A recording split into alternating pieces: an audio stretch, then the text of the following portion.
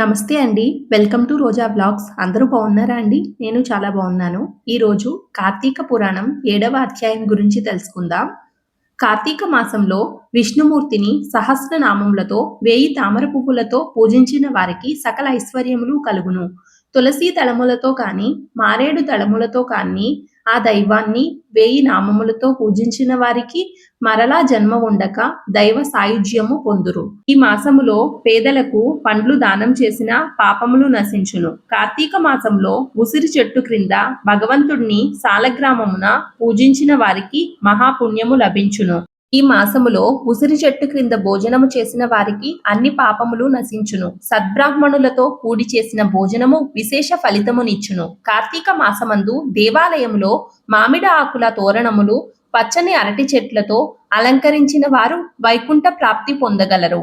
అన్నీ చేయలేని వారు ఉదయము సాయంత్రము దేవాలయమునకు వెళ్లి సాష్టాంగ నమస్కారము భక్తితో చేసిన సర్వ పాపములు నశిస్తాయి. అశ్వమేధ యాగఫలము చేసిన ఫలితము పొందుతారు. ఈ కార్తీక మాసములో భక్తి నియమములతో ఈశ్వర విష్ణు ఆలయమునకు వెళ్లి భగవంతుని మంత్రము జపిస్తూ దేవుణ్ణి పూజిస్తూ హోమములు చేయించిన వారు పితృదేవతలతో సహా వైకుంఠమునకు వెళ్ళెదరు. వస్త్రదానము చేయుట వలన మంచి పుణ్యము లభిస్తుంది.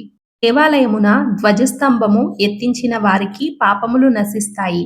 తెలుపు రంగు, ఎరుపు రంగు గల అవిసె పువ్వులతో ఈ మాసములో విష్ణువును పూజించిన వారికి 10,000 యజ్ఞములు చేసిన ఫలము కలుగును.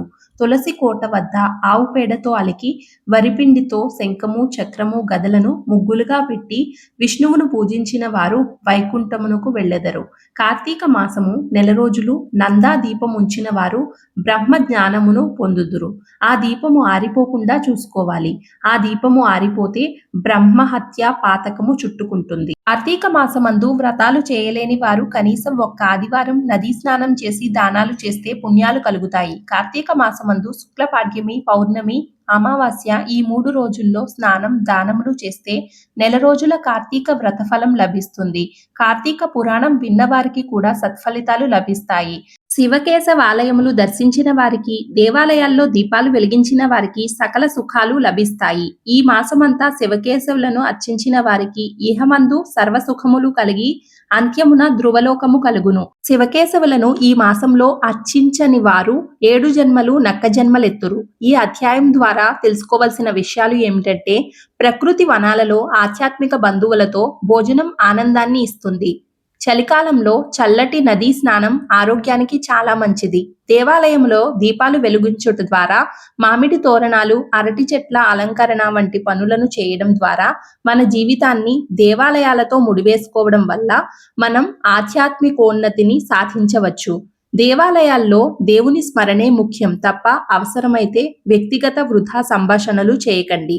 పేదలకి దానం చేయడం ద్వారా భగవంతుడి అనుగ్రహం పొందగలము.